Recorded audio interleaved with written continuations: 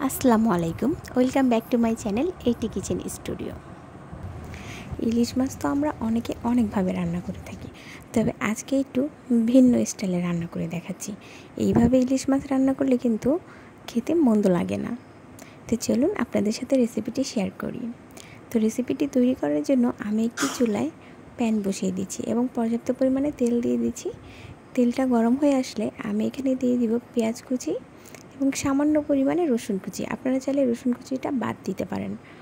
পেঁয়াজ এবং রসুনটাকে আমি হালকা একটু ব্রাউন কালার করে ভেজে নেব। তো পেঁয়াজ এবং রসুন কুচিটাকে হালকা একটু ব্রাউন কালার করে ভেজে নিয়ে এখানে আমি পেঁয়াজ বাটা ইউজ করব। আমি এখানে 3 টেবিল চামচ পেঁয়াজ বাটা নিয়েছি। পেঁয়াজ বাটাটা ভালো করে পেঁয়াজের সাথে আমি কিছুক্ষণ ভেজে নিব।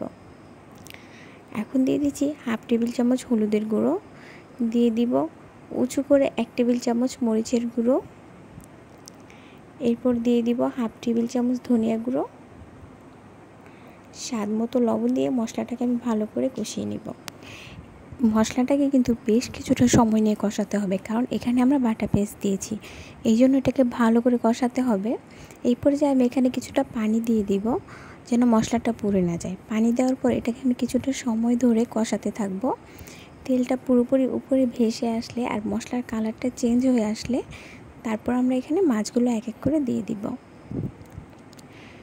এটা যেহেতু মাছগুলো আমরা কষিয়ে রান্না করছি, এই জন্য এটাকে বেশ কিছুটা সময় ধরে কষিয়ে রান্না করতে হবে। মাছগুলোকে আমি ভালো করে মশলার সাথে নাড়াচাড়া করে মিশিয়ে দিব যেন মাছের মধ্যে সুন্দর করে মশলাগুলো মিশতে পারে। ইলিশ মাছ তো আপনারা অনেকভাবে অনেক রেসিপিতে ট্রাই করেছেন, তবে আজকের রেসিপিটি কিন্তু একটু ভিন্ন ধরনের। রেসিপিটি সহজ হলেও এটা খেতে কিন্তু দুর্দান্ত হয়।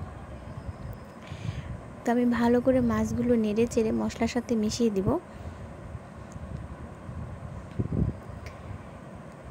আমি বেশ কিছুটা সময় নিয়ে মাছটাকে কষাবো। তো আমি এটাকে কিছুক্ষণের জন্য ঢাকনা দিয়ে রান্না করে নিব। কিছুটা সময় পর ফিরে আসলাম, দেখতে পাচ্ছেন তেলটা পুরোপুরি উপরে ভেসে এসেছে। এই পর্যায়ে আমরা এখানে পানি দিয়ে দিব। তো এখানে অল্প পরিমাণ পানি দিয়ে এটা রান্না করতে হবে, কারণ এই রান্নায় ঝোলের পরিমাণটা খুবই কম থাকে। তো আমি এখানে পরিমাণ মতো পানি দিয়ে একটু ভালো করে নেড়েচে এটাকে আমি ঢাকনা দিয়ে কিছুটা সময়ের জন্য রান্না করে নিব। তো ঢাকনা দিয়ে কিছুক্ষণ রান্না করে নিয়েছি। আমি এটাকে অফ ক্যামেরায় 2 একবার নেড়ে চেড়ে দিয়েছিলাম। এই পর্যায়ে এসে আমি এখানে কাঁচামরিচ অ্যাড করব। তো কাঁচামরিচটা আমি একটুখানি নিচে থেকে ভেঙে দিচ্ছি। এতে কি হবে, ঝালটাও খুব বেশি বের হবে না এবং কাঁচামরিচের যে একটা সুঘ্রাণ আছে সেটা সুন্দর করে বেরিয়ে যাবে। কাঁচামরিচ দিয়ে এটাকে আমি আরও কিছুক্ষণ রান্না করব।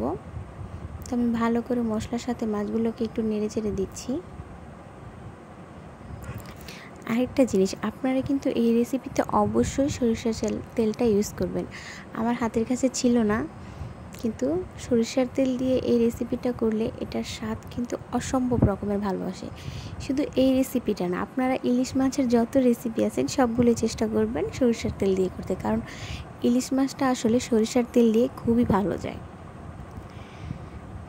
তো আমার রান্নাটা প্রায় শেষের দিকে চলে এসেছে, দেখতে পাচ্ছেন মাছগুলো হয়ে গেছে। তো আমি মশলাগুলো একটু মাছের উপরে দিয়ে দিচ্ছি, এতে করে কি হবে, মাছের ভিতরে মশলাটা সুন্দর করে প্রবেশ করবে। যেহেতু আমরা মাছটাকে ভাজিনি, কষিয়ে রান্না করেছি, এই জন্য মাছের কালারটা কিন্তু কিছুটা এরকম সাদাই থাকবে। তো আমরা মশলাগুলোকে ভালো করে মাছের গায়ে দিয়ে দিব। তো আমার রান্নাটা শেষ, কিছুক্ষণ পর আমি চুলাটা অফ করে নিব। আপনাদের কাছে আমার একটা রিকোয়েস্ট, যদি আমার ভিডিওটা ভালো লাগে প্লিজ একটা লাইক দিয়ে দিবেন, আমার চ্যানেলটাকে সাবস্ক্রাইব করে আমার পাশেই থাকবেন। তো কথা বলতে বলতে আমার রান্নাটাও প্রায় শেষের দিকে চলে এসেছে। এখন আমি চুলোটা অফ করে দিব, কারণ এটা চুলো অফ করে দেওয়ার পর ঝোলটা কিন্তু আরও কিছুটা ঘন হয়ে যাবে। তো আজকের মতো এই পর্যন্তই। আপনারা যে যেখান থেকে আমার ভিডিওটি দেখছেন সবাইকে শুভকামনা জানিয়ে আজকের মতো বিদায় নিচ্ছি। আল্লাহ হাফেজ।